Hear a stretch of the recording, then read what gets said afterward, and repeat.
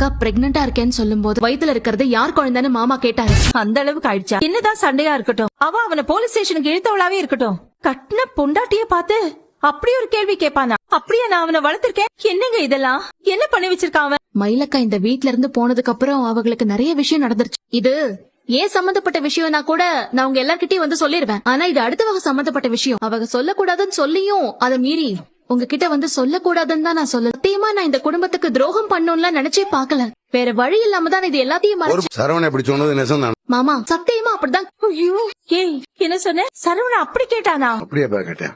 ஆமா மாமா, அப்படிதான் கேட்டிருக்காரு. இந்த ஒரு கேள்வியில தான் மயிலக்கா அப்படியே உடைஞ்சு போயிட்டாங்க. இனிமே யார்கிட்டயும் அவங்க பிரெக்னண்டா இருக்கிற விஷயத்த சொல்லக்கூடாதுன்னு சொன்னதே இதுக்காக. அவங்களே வேலை பார்த்து சம்பாதிச்சு தனியா புள்ளைய வளர்த்துக்கிறேன்னு சொன்னாங்க. இது பாரு, சரவணன் அப்படி சொன்னானா? என்னால நம்பவே முடியலமா.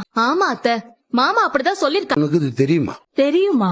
ஆமா அத்தை, இல்லக்கா பிரெக்னண்டா இருக்கிற விஷயம் தெரிஞ்சதுமே முதல்ல சரவண மாமா கிட்டதான் சொல்லணும்னு அவங்க துடிச்சாங்க. அதே மாதிரி கோவில்ல வச்சு ஒரு நாள் சரவண மாமாவையும் அக்காவையும் மீட் பண்ண மயிலக்கா அவ்வளவு சந்தோஷமா சொல்லவும் செஞ்சா. ஆனா மாமா தான் அந்த விஷயத்த நம்பவே இல்லை. எப்படி அவன் நம்புவான்? அவன் நம்புற மாதிரி ஏதாவது ஒரு விஷயம் அவ பண்ணிருக்காளா? இல்ல கரெக்ட் தான் அத்தை, அவங்க பிரெக்னண்டா இருக்கிறத நம்பலனா கூட அக்கா பிரெக்னண்டா இருக்கேன்னு சொல்லும் போது வயித்துல இருக்கிறது யார் குழந்தைன்னு மாமா கேட்ட.